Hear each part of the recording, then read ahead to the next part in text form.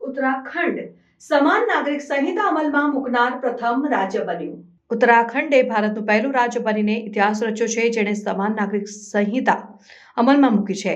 મુખ્યમંત્રી Pushkar Singh ધામીએ UCC portal launch કર્યું અને તેના અપનાવવાની સૂચના આપી. યુસીસીનો ઉદ્દેશ ધર્મો વચ્ચેના વ્યક્તિગત કાયદાઓને માનકીકૃત કરવાનો છે, જેમાં લગ્ન, છૂટાછેડા, વારસો અને લિવ ઇન સંબંધો જેવા વિવિધ પાસાઓનો સમાવેશ થાય છે. યુસીસીનો અમલ સમાનતા અને મહિલાઓના સશક્તિકરણ તરફનું મહત્વપૂર્ણ પગલું માનવામાં આવે છે. તે હલાલા બહુપત્ની, બાળ લગ્ન અને ટ્રિપલ તલાક જેવા મુદ્દાઓને ઉકેલવાનો પ્રયત્ન કરે છે.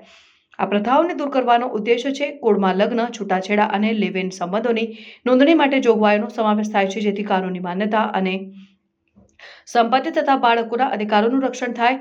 મુખ્યમંત્રી ધામીએ ભારપૂર્વક જણાવ્યું હતું કે યુસીસી કોઈ પણ ધર્મ અથવા પંથ વિરુદ્ધ નથી અને તમામ નાગરિકોને સમાન અધિકારો આપવાનો ઉદ્દેશ છે. તેમણે જણાવ્યું કે બંધારણના કલમ 342 હેઠળ ઉલ્લેખિત અનુસૂચિત જનજાતિઓના અધિકારોનું રક્ષણ કરવા માટે આ કોડમાંથી મુક્તિ આપવામાં આવી છે. આ પગલાંને સમર્થન અને ટીકા બંને મળી છે. સમર્થકો સમાનતા માટે દલીલ કરે છે અને વિરોધીઓ સંભવિત સામાજિક વિભાજનની ચેતવણી આપે છે.